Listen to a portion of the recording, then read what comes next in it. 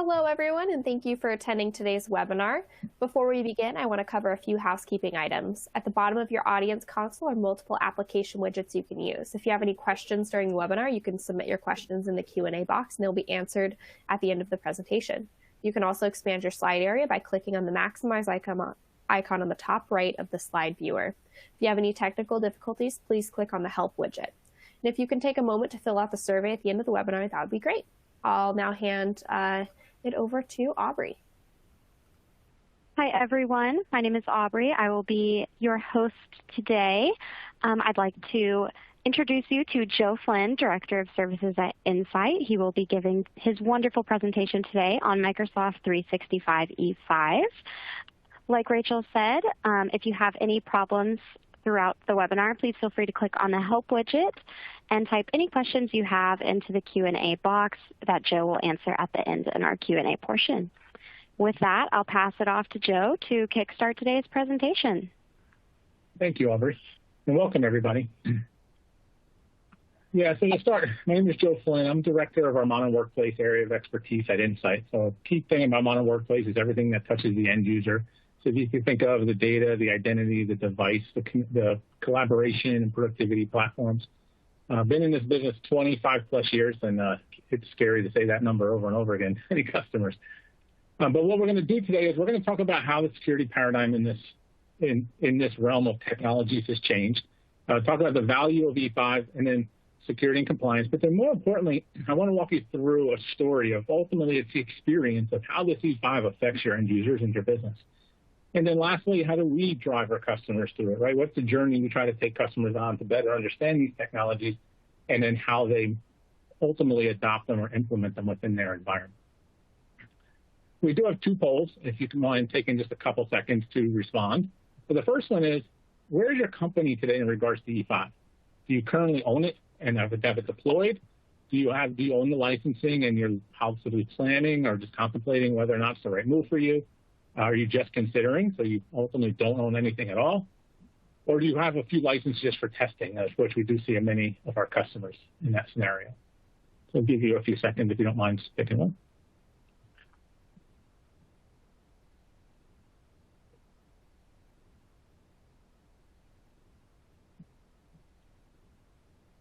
Thank you.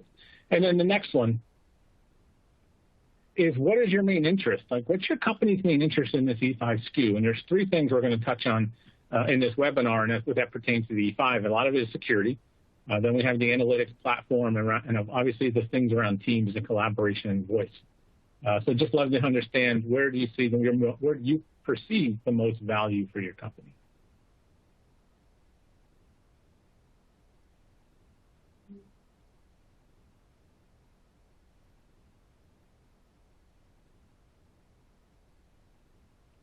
Great.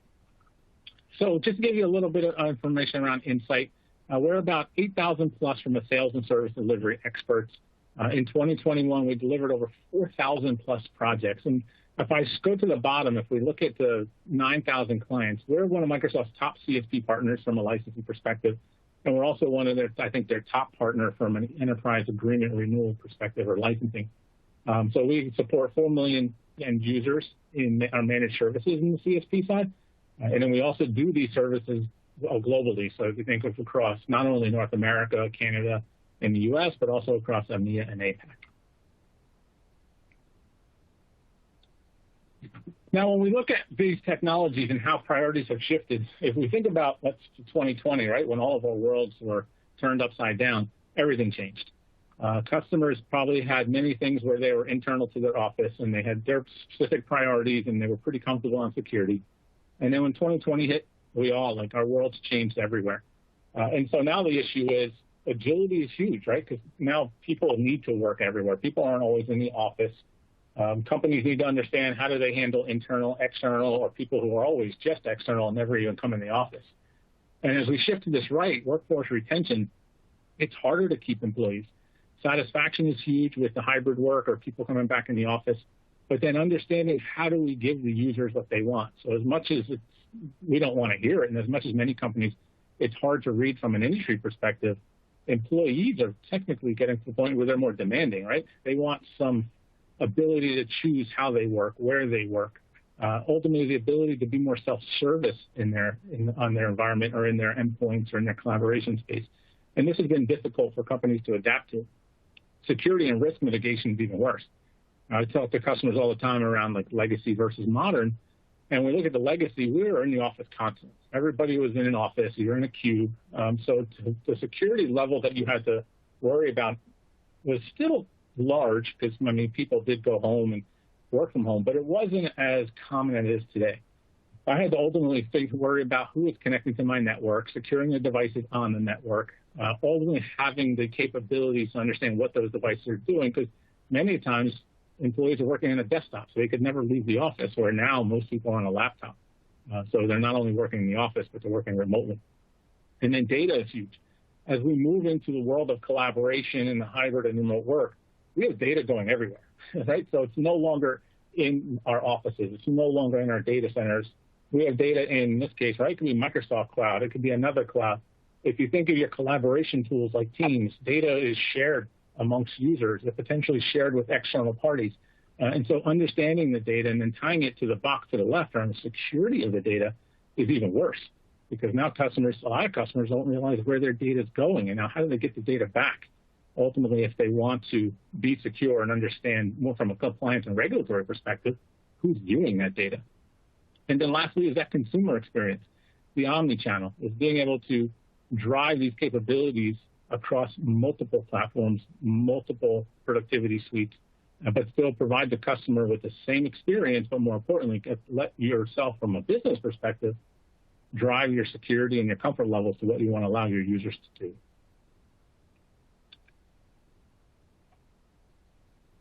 Now, if we look at the security paradigm from yesterday to today, if I can even go back 5+ years ago, right, it was very common for customers to have that conversation around best of breed. I want this piece of software to do that. I mean, and let's be honest, right? It wasn't very uncommon for customers to say, I have 10 different tool sets to do one thing that could potentially a tool set could do today. Whether it's DLP, if I look at collaboration, there's a separate tool for possibly meetings, separate for contact center, separate for voice, Power BI type of scenarios. Best of breed, extremely common in the past. But now as we shift, as these modern technologies and cloud technologies get more mature, that's not the use case, and that's not the case anymore, not as much use case. That's definitely not the case. Consolidation of tool sets, saving money, streamlining the supportability of these tool sets. This is where the benefits come in of now picking, I want to say like an ecosystem, because that's ultimately what I talk about the E5 suite. It's an ecosystem.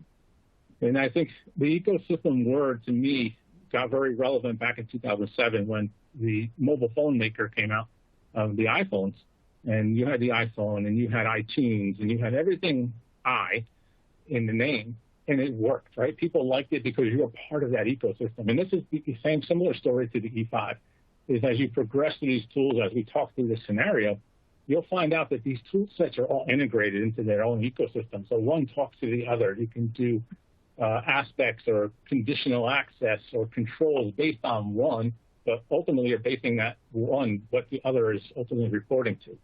So you're getting that benefit of the ecosystem that from a best of breed solution, where you have a lot of or many tools in your organization, it's a disconnected solution. So the best of breed could be good for some customers, but now you're going to have different tool sets. You're going to require different skill sets, different people potentially, different methodology and framework on how you're going to support it. Where if I drive it to an ecosystem approach like the E5, now I can streamline how I support it. I can streamline where I support it. And now my methodology and framework of how I support it can actually be similar across all aspects.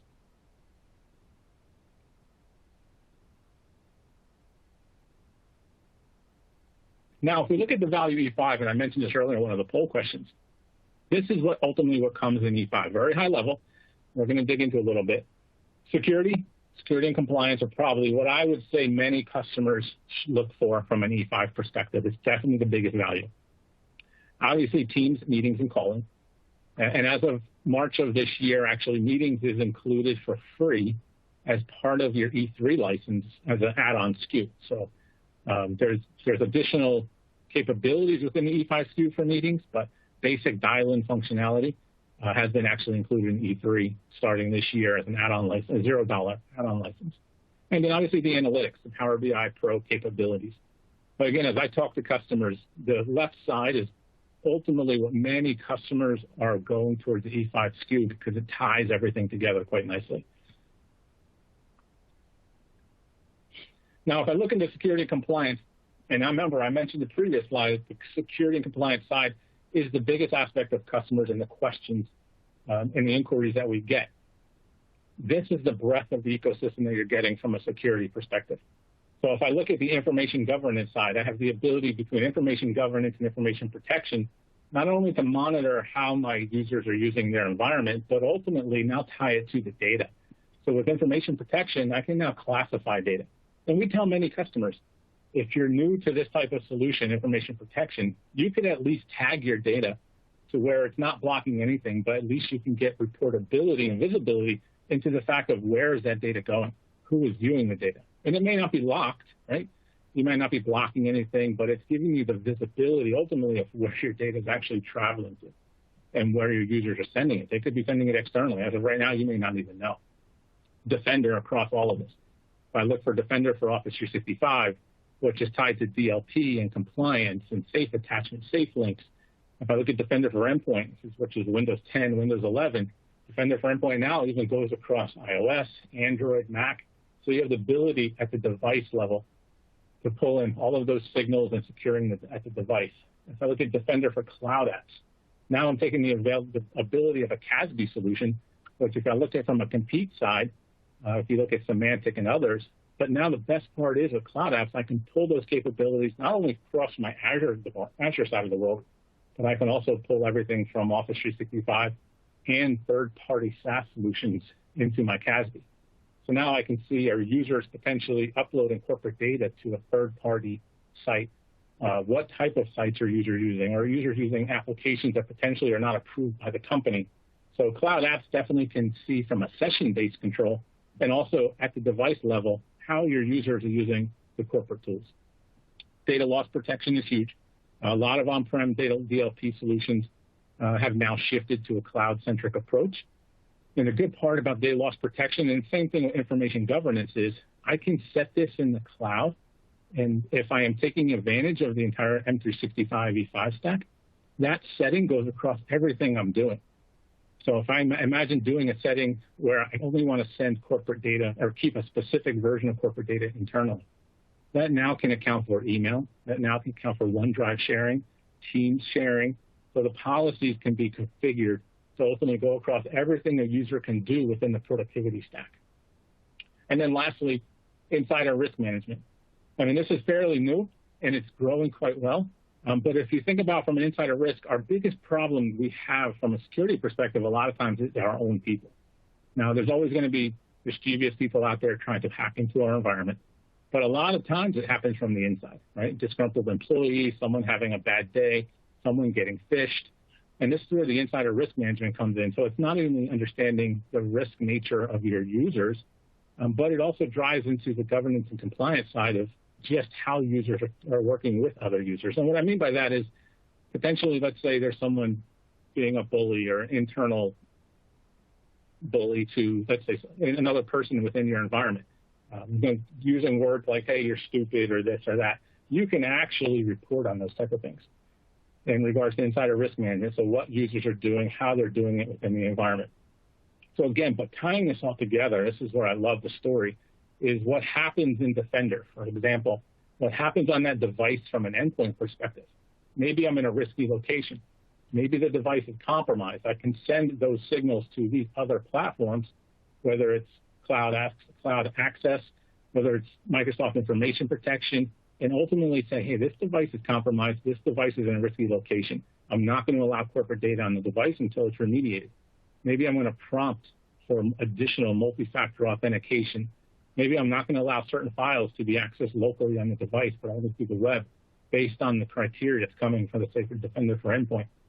And that's just one example, one piece that I can walk you through. But again, that's the whole benefit of this ecosystem approach, is because what happens in Defender for Office, I can pull into Defender for Endpoint. What happens in Defender for Endpoint, I can pull into Defender for Cloud Apps or Defender for Office.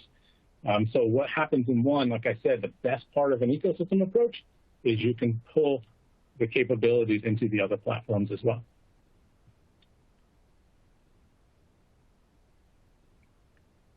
Now let's look at this through the experience of a user. And I'm going to walk you through the experience all the way from the user requesting a device, signing into the device for the first time, the day in the life of the user and on that device from an E5 perspective, but then more importantly, even from a productivity perspective of how the E5 kind of fits into the entire aspect.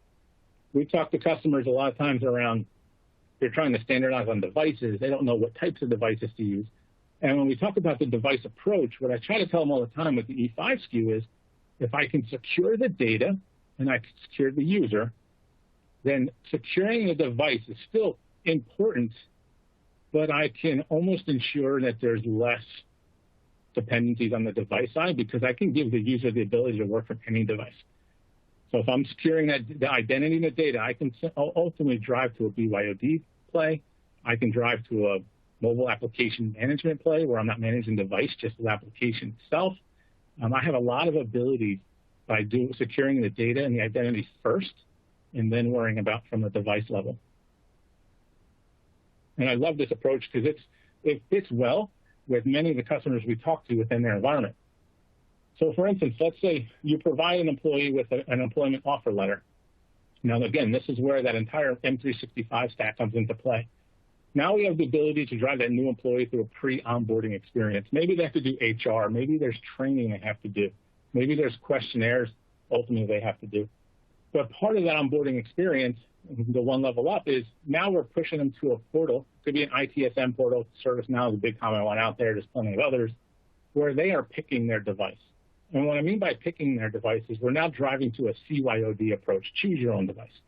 Many customers in the past, especially if you look at the system center world, always standardize on the specific device. And there are reasons for that. In the past, you always had to worry about drivers. You had to worry about specific things within the management platforms to support that device. So from a modern approach with the M365, we have the ability to ultimately allow a user to perform their job on any device. And it doesn't matter. I mean, we could do it across Android, iOS, Mac, Windows. And you find out in many industry articles that people are more productive on the device that they're allowed to use or choose themselves. Now, some people do like Macs. Some people like Windows. Entirely, every user has their own choice. But the benefit here is they can pick that device. And then the moment they do that, then the ITSM system can give them a shipment date. And this is where our insight value comes in from the procurement side, is we can store a lot of devices for users, for customers. We can stock them in our warehouse to alleviate the supply chain issues that many people have today. But as soon as that device is ordered, we can pick up the device, and now we can do enrollment processes. So whether it's a Windows device doing autopilot through the M365, whether it's Apple doing Apple Business Manager, Chrome, zero-touch enrollment, or Chrome Enterprise, every platform today has an enrollment capability or provisioning capability as part of it. We want to try to always steer away from what we know today in SCCM as imaging, and many tools today, right, is imaging, where we're wiping the device and we're trying to put on the same OS that's already on the device with the drivers, with the applications, and everything else. With this provisioning, we're turning on the device. The device can be provisioned with your security settings, your applications, anything user-specific, and then ultimately just packaged up. And this is where the security kicks in with the provisioning models, because even if someone like Insight helps you with the provisioning, we don't have to know usernames. We don't have to know passwords. We don't have to have connectivity to a customer's environment. If I look at just this approach today, where you see that laptop in the middle of the screen, the majority of the customers, as we went through the pandemic, are still asking their end users for passwords to log into devices. So as we shifted to that hybrid remote approach, many customers I speak to still haven't removed the hurdle of how do I give a user a new device without them logging onto it already. Because when they get home, they're going to have to log on with a cached account so they can potentially VPN in. And I will say, a lot of customers, their service desk or their support staff are requesting their users' passwords to log in, which is not very secure. I mean, that starts with your security issues right then and there. But then more importantly, if it's an existing user, in this case, I'm walking through a new user, if it's an existing user, then they're basically having to reset their password multiple times. Reset it to give it to the support person, which in turn they'd have to reset on their existing device, reset on their mobile device if they have it. But then when they get the new device, they're going to have to reset it again because now they know there's a service desk or support person that knows that password. Not ideal, right? And I do shake my head, but it is complex because if you can't modernize, if you're still stuck in that legacy world, it's difficult to overcome the fact that you still need to log in as that user if they never come into the office. So as we get through the provisioning side, then we move up to the truck where nowadays with provisioning and where people are now remote, you want to ship it directly to the users. You don't want IT to be burdened with imaging. You don't want IT to be burdened with provisioning, having to set up the laptop in any way. These tool sets make it easier for your end users and ultimately try to alleviate the need for IT to have to do these types of tasks. So you can ship it directly to the user. And this is where the Microsoft stack comes into play quite nicely. The user opens up that device, they get the out-of-box experience, and right away they're prompted with their username and password. In most cloud instances, right, the username is going to be the email address and then their password. But now tied to the E5 side, now we can say conditional access is where is that device located? Is it in the office? Because the user could be sitting in the office, but most times they're going to not. Wrap multi-factor authentication into the initial login. Wrap encryption on that device as soon as the user is logged in. Allow for the self-service password reset through MFA and other capabilities. But then more importantly, cloud joined device into M365, we have the ability to set up Windows Hello. And so now users technically don't have to use their passwords to log into the device. They can use 4-digit PIN or however many digits you choose. They can use facial authentication if the device allows it. They can use FIDO-based authentication, right? Two-factor authentication with a key. Plenty of options there to try to get users to steer away from always having to remember or type in their password on that device. Now they're logged into that device, and the best part now, these cloud tools, Intune, Cloud App Security, Azure, their devices are being processed pertaining to that user. Applications, settings, policies, everything's coming down to that device over the internet. Once that user's logged in, they can get into Teams. So now they get approached with things like Viva Learning. Where Viva Learning, now we can tie your LMS system, your learning management system, into Teams to possibly drive specific skill paths or journeys for that employee to take. Maybe you're onboarding a salesperson and you want them to go through training on specific product before they get in customers. Maybe you're onboarding a support engineer and they need to go through specific training before they actually help customers. So there's things you can do within Viva Learning to kind of steer who the user is based on their identity of what potential training they may have to take up front. Now, if we look into the technologies that I just showed you, now this is ultimately just getting the user a device. And I didn't even go too far into the data life, but just getting that user logged in and onto that device. Right, we talked about SharePoint, which is typically part of your E3, the modern provisioning services of Autopilot and Azure AD. We're looking at things around Azure Active Directory from an identity standpoint. Microsoft Bookings can help, right, to help with your support staff so your end users can request support based on their schedule instead of having to call in and wait for tickets. But then we get into the E5 side where we have the Defender for endpoint around the encryption, and the Windows Hello for business and Defender for identity. And then on the bottom right is where we get into the user experience side of Microsoft Teams, SharePoint, and Viva Learning with all the capabilities that you can do. And one of the pieces I didn't mention in that last section was Power Automate. I don't know how many people on this call would be interested to see how many people on this call actually leverage Power Automate. But Power Automate is that no-code, low-code solution that will allow you to automate a lot of your day-to-day tasks. We see a ton of customers adopting this, and we have adopted it hugely internal to Insight, where based on what occurs, like potentially in Teams, or maybe when a new user onboards for the first time, we can kick off tasks and workflows automatic within that Microsoft ecosystem for a user to do, whether it's join a Microsoft team, join a meeting, potentially respond or answer a couple questions via adaptive cards. Plenty of capabilities, right, to drive self-service from a Power Automate perspective.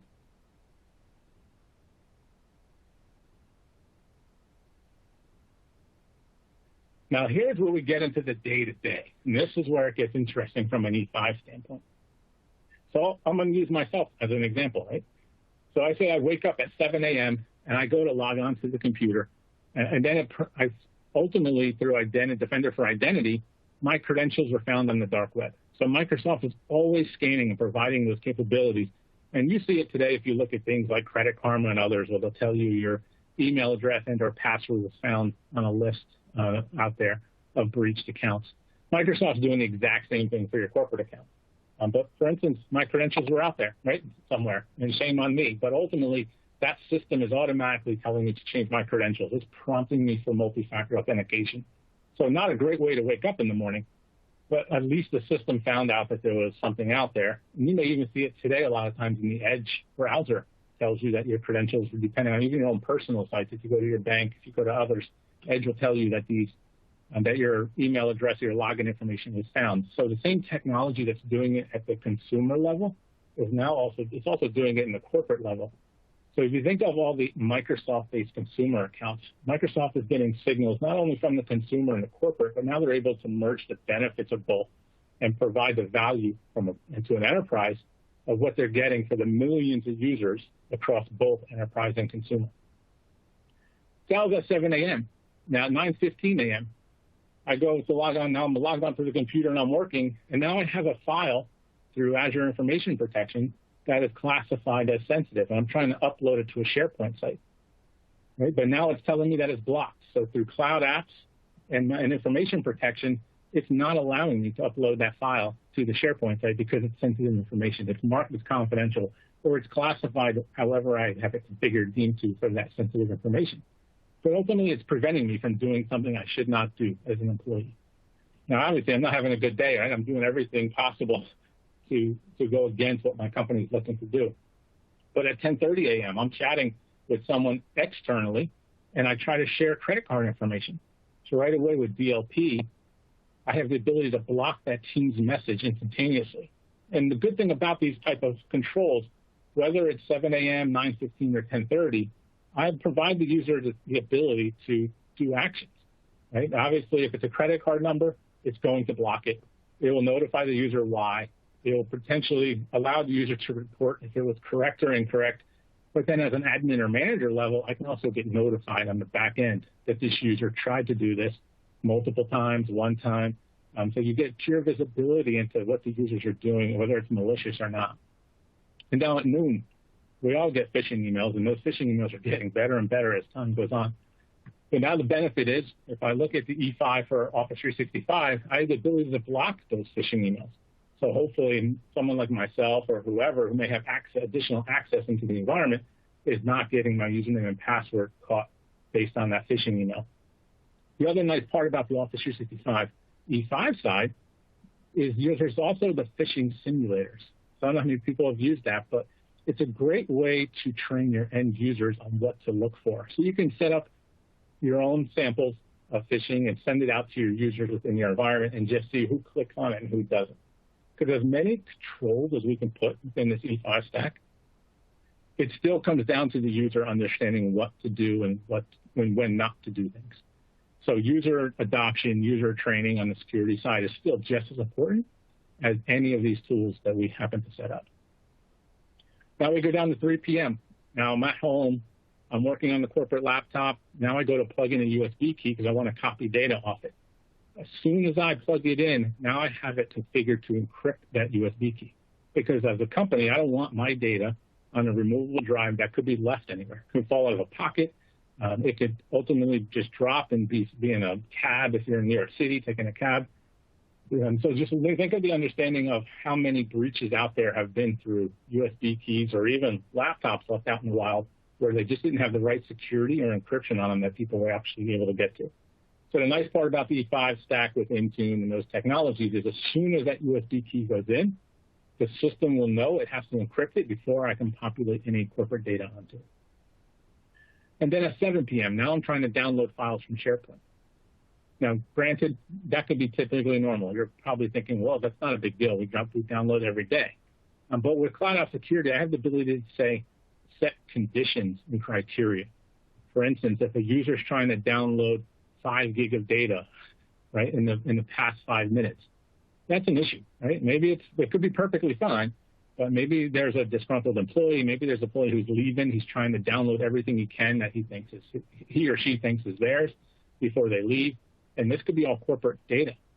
So at least you have the ability to alert on that and potentially block it. If the system sees them trying to download that much, we could block the user's account. We can notify their manager. We can do tons of things within Defender for Cloud Apps before allowing that user to actually continue with it. And we have these set up in our labs. We have these set up in Insight, and it's pretty interesting to see. I mean, if you do videos or things like that, videos are the easiest for us to test with because they're large files. But based on the criteria I just explained to you, I can just go download a video, and having that set up, everybody that we have set up for notifications gets alerted. Hey, Joe Flynn is out there trying to download 5 gig of data in a short time. You may want to look at it. Another thing with cloud apps that I like so much, and tied to a similar situation, is think about your credit cards today. If you use your credit card in the same way for many, many months, the moment you try to spend outside of your norm, a lot of times they call you because they're learning from how you're using it month over month. This is where these tools come into play, right? If I look at Defender for Cloud Apps, if I look at DLP, they're learning as you go. They're getting better. They're getting an understanding of your environment. But especially like Defender for Cloud Apps, based on the policies, I can do settings to say impossible travel is a great one, for example. Right? If I log into New Jersey, where I currently live, at 8 o'clock in the morning, and then at 8:05, my same account is trying to log in from California or Europe, that should be an alert, right? Because there's no way I'm traveling that quickly to another country or another location to log into the same service. So imagine if I'm no different, like I say, a credit card. If I'm spending $50 a month for the past 5 months, and now all of a sudden I'm going to spend $1,000, that's going to throw up some red flags. And that's what these tools do, is they learn ultimately how your users work, what their typical actions are. This way, if something is different from the norm, you can have it alert you, or at least alert the user and then the admins, just in case there may be something going on.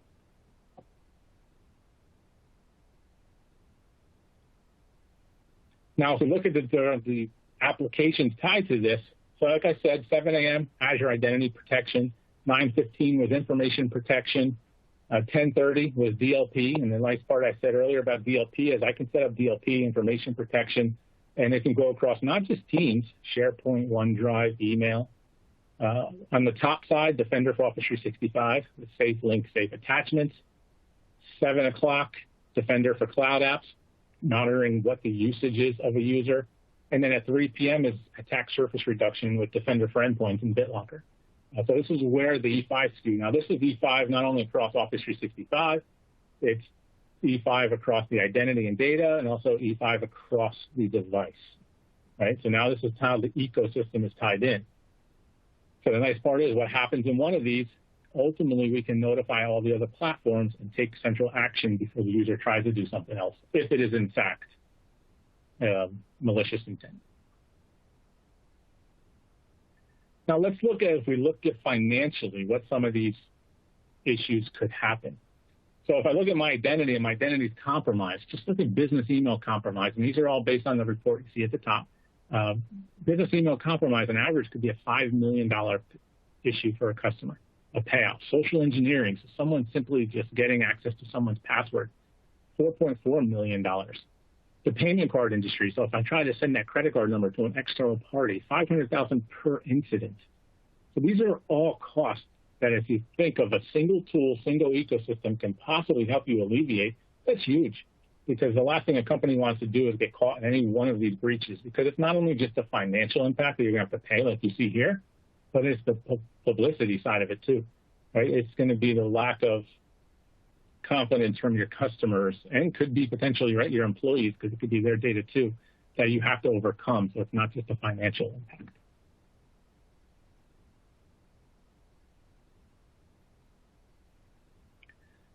Now, if we look at, now we're on to the collaboration side. So we talked about the initial slide of this experience was the forward logistics, getting user device, getting them logged in a secure fashion. The next slide was ultimately walking through the day in the life, actually a horrible day in the life, right? If you think of everything that can go wrong, but ultimately the tool sets and how they would work with each other to alleviate letting those things happen. But now let's look into the collaboration, because now this is where the teams, the voice, and the meetings come into play. So 7 a.m., same thing, I'll use myself. I wake up in the morning, and I do this quite frequently. I look at my phone. I check my calendar, right? I look and understand what meetings do I have today. Was it any emails come in overnight? Because we're a global company. So, I mean, I have people from APAC and EMEA constantly emailing throughout the night. But 8 a.m., right, I log into Teams. And with Teams and Viva Connections, I mean, I have the ability to check what's going on, were there any updates, any group updates that allow me to see where the businesses go. And maybe we do a lot of announcements, right, internally to us via Yammer with Teams. So I have the ability to see what groups of people are working on pertaining to what I have access to. 9 a.m., I log on to my laptop. I can log on to my phone. There's many options from an end user. And I join daily Scrum call, right? Maybe it's that daily meeting where we have a quick 15 minutes to go over what's happening for the day, what are we working, what changes are we looking to occur. This is all now keeping me within Teams.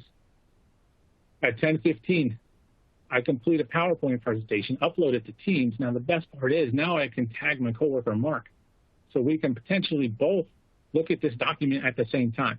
It could be PowerPoint, could be Excel, it could be Word, but I have the ability to do any of these documents within that cloud platform. But the good part is once it's in Teams, anybody who's part of that team has access to this document.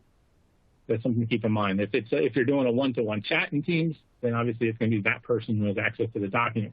But I can upload it. And I love this because even today I see a lot of people sending a document via email. Problem with that is if it's not shared from a cloud perspective, they're just attaching it to an email. If that gets forwarded and forwarded and forwarded again, now I'm going to have 4 versions of that document with multiple people potentially making edits. Uploading it to a Teams like this, if I'm working in a team structure, everybody can go and edit at the same place. 11:30 a.m., I receive a call right into my Teams client. So with Microsoft Teams Voice, I have the ability for my work number to be wherever I'm logged in. It could be on my iPad. It could be on my mobile phone. It could be on a Teams phone that's sitting on my desk at my house. It could be on my laptop. Wherever I'm logged into Teams, I ultimately have full access to my work phone number. And I have the ability to make a call via my work phone number, which is quite nice. Now I go to the top, and I'm back into the whole Viva world, which keeps us within Teams. That's Microsoft Experience Platform. If I want to just take some time to myself, take a breather, stressful day, right? I started earlier in the day with some password issues, as you saw in the previous slide, but now I'm going through my day in collaboration. At 2 o'clock, I have training within Viva Learning. So similar to what I said in the first slide, getting a user a device, I have additional training. So as things go on, as you do new items within your organization, in our case, we do a lot for solutions. We do a lot for technologies where we leverage something like a Viva Learning for people to go upskill themselves. If you look at compliance-based training, we do that a lot here, HR-based training, where customers are mandatory to take things. We can keep them within that Teams environment. That's what's critical, because Teams has been so centric for many people, including, especially here, that I live my day-to-day in Teams. So I do my training, I do my collaboration, I do my calls, my meetings, everything is within Teams. And then lastly, late in the day, I reach back out to Mark that I uploaded and tagged him at 10:15, just so we can go over the PowerPoint document, and we can now co-edit in Teams. We can comment, we can pull in additional people, but the best part is I'm staying within Teams. I'm not working in another platform. I'm not trying to open up another application. I'm doing this all within that same interface and same UI that I ultimately logged into at 9 a.m. in the morning. And the nice part is that collaboration or co-edits can be across the mobile device also. So you can see the user experience is phenomenal in this sense, because now I can allow my users to do everything they want, from making a phone call, simply doing a chat to a group of people, setting up a meeting, and that meeting, again, can be external with external parties or internal parties. But then going back to the E5, this is things you got to start thinking of. If I have meetings and teams with external parties and I'm going to be sharing documents and I'm going to be sharing my screen, I have to make sure I have the right security controls in place. I have to make sure the user is not sending these documents to an external party through a Teams meeting, right, or through email, or sharing them from their OneDrive. So as much as collaboration is great and it's helped us in this new way of working in that hybrid world, from a customer, from your environment, you really have to understand where are these users logging in for corporate access, right? Office 365 is a web tool. It's a SaaS app. So they can log in from home. They can log in from a kiosk machine if they happen to be at an internet cafe. These are things you have to start thinking about and controlling. And this is where these tools come into play from an E5 stack, because now I can say, if they are logging in from an internet cafe in this area, most internet cafes are seen as a risky environment, you can right away get alerted on that and either block the user or, better yet, only allow the user to have a web view of everything, not download. So again, the new way of working is great, right? I love working from home. I do travel a lot. But as a corporate side and knowing like the technology side and security side, there's definitely concerns you have to think about that these tool sets can help you with. I can probably list 10 or 15 tool sets that customers have owned, and I've seen at a single customer just barely trying to keep up with what they could potentially do across the E5 stack within Microsoft. Now, I'm not saying that everything within the E5 stack is going to meet everybody's requirements, but you have to understand having 10 different tool sets that you're going to ultimately purchase, have support costs, have yearly license renewals, have specific people who are managing it, is going to be problematic and costly compared to single licensing that you could plan for because it's usually budgeted out as a SaaS-based license. Narrowing your team on how they support it, how they deploy it, and driving the integration of each one of them to do alerts, to do actions and everything else based on the others. Just think about that. I mean, the best of breed is great, no doubt, years ago. But now the integrations that these tool sets have with each other many times will outweigh the best of breed in separate solutions because it's very difficult to get one best of breed to talk to another. You don't get those same benefits.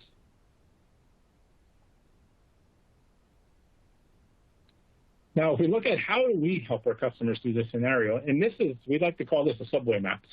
And this is ultimately what we try to drive. And most customers, when we talk about the E5 SKU, a lot of them simply have a hard time understanding what is involved or what comes with the SKU. There's a lot of technologies.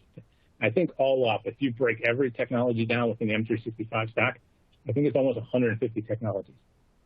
So we always start with workshops, right? Workshops, and a lot of them are Microsoft-based workshops, but at least it gives the customer the ability to understand the technologies, gives them the ability to see what benefits would they have within their own environment of the technologies. And then we help drive them to more if they want to do small implementations or testing things just to get things set up to see how it works. We have quick package services within Insight that they're usually shorter time frame, easier to produce from a customer standpoint so they can get something in hand very quickly. But then as things progress, like we have one customer's 300,000 users globally, where we're in the stage of professional services, right? We're doing the designs, we're doing the implementations, we're doing the adoption and change management. Because these are big, especially if you think of Microsoft or Azure, Microsoft/Azure Information Protection. If I turn on data classification and start blocking documents without users being fully trained, fully aware, that's going to be major business impacting. So there's a process you follow to implement things like that. Or if you think of things like multi-factor authentication and BitLocker, what you have to try to remember is that technology is great, but the more impactful it is to the users, the more ways they're going to find workarounds to it, which it gets harder and harder because that's where I think things like cloud app security and those technologies come into play. As users try to do shadow IT and the like of similar actions, you can get alerted on what's going on with the corporate data, where the usernames are being used, the passwords are being used, et cetera. And then lastly, deployment and support. So it's not only just helping them get set up, but it's hopefully rolling it out to the entire basis of their user platform. And then what's picked up quite a bit is just the managed services. So as we go to a cloud-centric world, it's hard to keep up with these technologies. And I'll be honest with you, I live these technologies. I live them on a daily basis, implementing, talking to customers, working with Microsoft product teams to understand where the technologies go. And it's a lot of effort even for myself and us. But that's our job, right? That's what we're here. That's what we get paid for. Whereas a customer, you're paid to help generate revenue in your own business. And a lot of times, keeping up with these technologies may not always be the first priority. And so this is where our managed services come in because we can provide that value of taking on the day-to-day, giving you time to upskill, giving you time to figure out how do you drive your business, where Insight can ultimately handle that day-to-day and help work with you, right, to push you forward. Because as much as I explain these technologies and the life of them across the past 3 slides, these things change on a monthly basis, right? Microsoft's adding features constantly. to these. So when you even look at Teams rooms, now there's a Teams meeting rooms pro license and a basic license. So Teams audio conferencing is now included for free as of March, like I said. So things are always changing, which from our side, that's our role and responsibility, right, is to help keep you up to date and help you get the most advantage out of the licensing and the tool sets that you're using. Now, I wanted to open up for any questions. So if anybody actually had any questions, you can actually type them in the chat box. I do see two here. So the first one I see is, what are the motivators you see from customers around collaboration? And as we talk forward with customers, Teams has been pretty big. I think the pandemic helped the adoption of Teams with customers, but we found that much of the adoption was around instant messaging and the Teams channels. But as people progressed toward the hybrid state, Teams meetings became very popular. And now that the meeting rooms are popular, customers are now driving to, what do I do now that we're coming back into the office? I don't have everybody coming back into the office, but we do have a larger amount that's doing hybrid. So a couple of days in the office, a couple of days at home. And when we talk about that hybrid approach, a lot of their meeting rooms are being modified. So Teams rooms are huge right now. If you look at the collab bars from like a Logitech or a Poly and HP, that's really big in the rooms, because now I can give a user the same user experience in a conference room that I can do on their laptop or their mobile phone. So that's where we're just driving Teams. And then as we see customers adopt Teams, that's when they're really starting to understand the value of the meeting platform in Teams and keeping their users within that central UI. And that's where the voice conversation has been coming up a lot. They see the value of dialing in. They're getting more comfortable with the voice in Teams through the meetings platform. And they definitely start looking into more of the voice side, the dialing. If you look at cloud-based dialing, if you look at hybrid dialing, that's the piece. Now, contact center is the biggest one Teams doesn't actively do yet, but there's plenty of third parties that actually integrate from a contact center perspective. Next question I see is, do you see customers adopting these solutions? I do. We do quite a bit. And I think the biggest thing Microsoft has done a great job with is this bundled SKU. So if you think of the M365 SKU, that includes Office, Windows, and the EM&S platform. So the E3 and E5, E5 being the security side of all three of those platforms, that is the driver that customers are driving to. Right? Most people are leveraging Windows on their endpoints. Mobiles are huge at this point. So if you look at tools like an Intune, where now I can manage a Mac, an Android, an Apple device, and a Windows device in the same manner, right? I can do Defender across them, if they're corporate devices. I have the ability to do my cloud app security on those devices, but then cloud app security tied to the data and the identity of the user, all the way through to the Defender for Office 365 with the DLP and the compliance. That's where customers are going for. The Teams voice and the Teams meetings is definitely a bonus if customers own the licensing, because if you're buying into that bundled SKU, you really have to question yourself, why do I need to buy something else? Like, will these tools work for me based on my business requirements? That I can ultimately save money because I already own it. But ultimately, if you look at it from the supportability and the licensing costs, you're going to be buying double, potentially, if you're not going to use the platforms that are coming with the licensing that you're buying. And that's what we want to help customers with. We want to give them the understanding, what is it you're buying? How will it benefit your business? And then more importantly, right, are you going to get out of it what you expect, the ROI? So we just had another question pop in. A lot of great services. What does a roadmap look like for those just getting into these types of solutions? Where should I start in an inherited, messy environment? So I love the messy comment, because one of my resources here calls messy environments intractable, right? So they're so complex that they're hard to get out. And what we always start with identity. We always, 100%, everything cloud related starts with the identity play. So get your identities in the cloud. And most people, if you're already in Office 365, then your identities a lot of times are already in the cloud. But from that point, then start expanding on the devices, start expanding on the data. Office 365 DLP is probably the easiest to implement and a quick ROI. If you look at it from a DLP perspective around Teams, Office 365 email, you have the safe link, safe attachments. A lot of times you can turn those on with minimal to no impact to your users.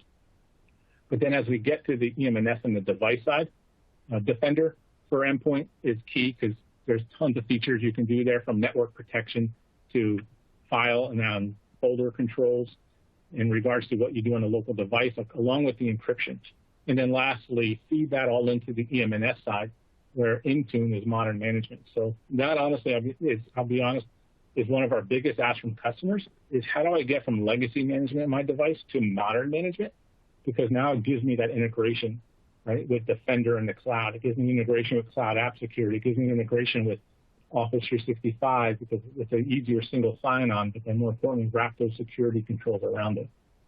So it all varies where you are. I know that messy environments are hard to touch, but what I'd like to understand from a customer standpoint is where are you today, right? What's messy? What have you adopted from a cloud perspective? And then let's determine what are your quick wins in that messy environment. So you can turn around from a business perspective and say, this is what we implemented today. This is what we're implementing tomorrow, and these are the benefits and the ROI that we're getting out of it. It's hard to just answer that, unfortunately, saying messy, because that can come into a different angle. If I go look at this slide here, right, it could be messy from a Power BI perspective or hybrid security with Azure. It could be messy from, if I look at the middle section, around the endpoint side of the world. Then how do I better manage my endpoints in a hybrid remote world? 100% think Intune is a good path to go there. And then more importantly, if I look at the top around threat protection and the data, you can come at these at all different angles, right? And I can probably add to this subway roadmap additional stops in between each one, because I could shift from one to the other based on where you are within your environment today. Any other questions?